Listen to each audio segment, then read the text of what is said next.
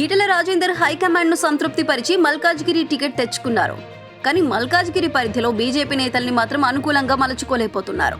Medchal Malkajgiri urban BJP జిల్లా అధ్యక్షులు పన్నాల హరీష్ రెడ్డి బీజేపీకి ఆదివారం రాజీనామా చేశారు. కుత్బుల్లాపూర్ మాజీ ఎమ్మెల్యే కూన శ్రీశైలం గౌడ్ ఈటెలపై వ్యతిరేకతతో ఉన్నారు.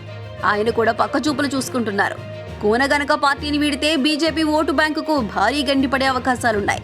తెలంగాణ ఉద్యమ సమయంలో డక్కీలు మొక్కీలు తిని నేతగా ఎదిగిన ఈటెల రాజేందర్ కు బీజేపీలో చేరిన తరువాత ఏదీ కలిసి రావటం లేదని అర్థమవుతుంది.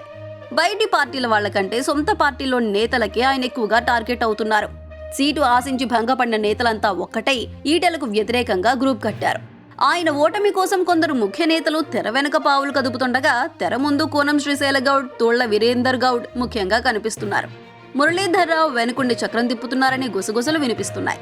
ఈటెల అభ్యర్థిత్వాన్ని వ్యతిరేకిస్తున్న వారిలో మేడ్చల్ మల్కాజ్గిరి జిల్లా రూరల్ అధ్యక్షులు విక్రమ్ రెడ్డి, అర్బన్ జిల్లా అధ్యక్షులు పన్నాల హరీష్ రెడ్డి, రంగారెడ్డి జిల్లా అధ్యక్షులు సామరంగారెడ్డి, మాజీ ఎంపీ చాడ సురేష్ రెడ్డి, మాజీ ఎమ్మెల్సీ రామచంద్రారావు, ఏనుగు సుదర్శన్ రెడ్డి తదితరులున్నారు.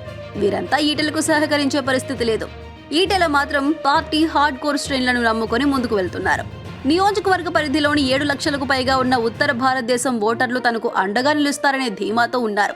ఇది ఎంతవరకు సాధ్యమవుతుందనే దాన్ని వేచి చూడాల్సిందే.